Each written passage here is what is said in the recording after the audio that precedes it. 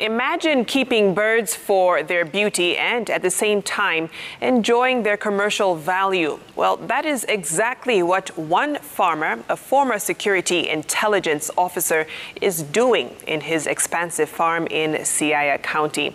Well, since his retirement from the government, Joseph Opondo opted for bird farming, rearing different species. Well, some species fetch as much as 1 million shillings a pair. Take a look. It is a Tangla farm in Ugenya, Siaya County. And rats. Birds rule. Different species of birds decorating this farm, from albino guinea fowl to Canadian peacock. The most expensive in the farm, with a pair going for 1 million shillings. That one is doing. Now we have here 3 types of tausis. The pure white tausi, also called albino tausi, peacock, is the most expensive. It's Canadian. A pair is supposed 1 million shillings. That is to get a pair. Now the other one, the ones on this other side, these are the Australian tausis, and then the normal one, a pair is supposed is 250,000 shillings or 260. Beautiful. The most decorated in this family of peacocks being the male, with long beautiful feathers, which is dramatically plumaged to attract the peahens. It takes 3 good years to grow their tail feathers. What you'll notice is that in this other kingdom, wild kingdom, the most decorated is the male, unlike the human race. So if you look at the Australian ones, the ones with the blue neck, and this other one now with the long tails, that's the male.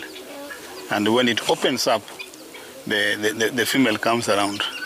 If it doesn't open up, the female will not come around. Now the mirrors, because tausi is a proud bird, it must go and look at itself in the mirror, and then it feels happy. So you have a mirror for it, for happiness effect.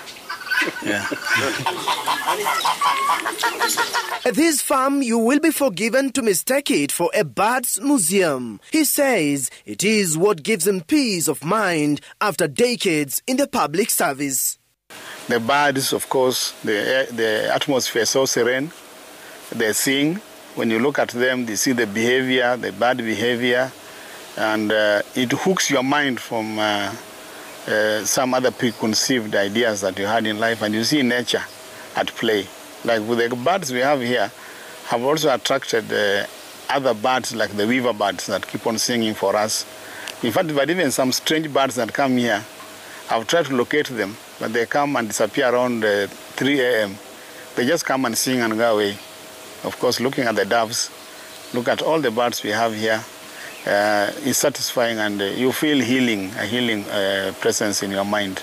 Joseph Opondo, former director at the National Counter-Terrorism Center, opted for farming after his retirement early last year. Apart from the ornamental bird skipping, the former military man says he wants to help combat respiratory diseases and has now established a farm specifically to grow herbs that mostly help in respiration. They include garlic, basil, parsley, spearmint, coriander, and rosemary that he says he exports mostly to Germany. In the name of the Father, and the Son, and the Holy Spirit, amen.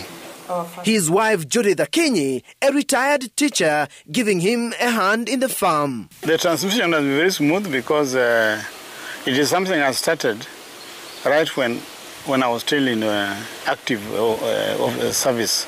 I felt it's quite okay now that Mzee is also retiring, so I felt it was just good enough that I come back home so that we can join hands and work as a family to see what we can do for the family and even for, let me say, our neighborhood. Now we are trying to introduce now the exotic crops, of which we have introduced the herbs that we are intending to export. And also we are introducing the flowers. He envisages that this venture will open up the thinking of like-minded people so that they follow suit, thus impacting positively on social economic needs and enhance food production.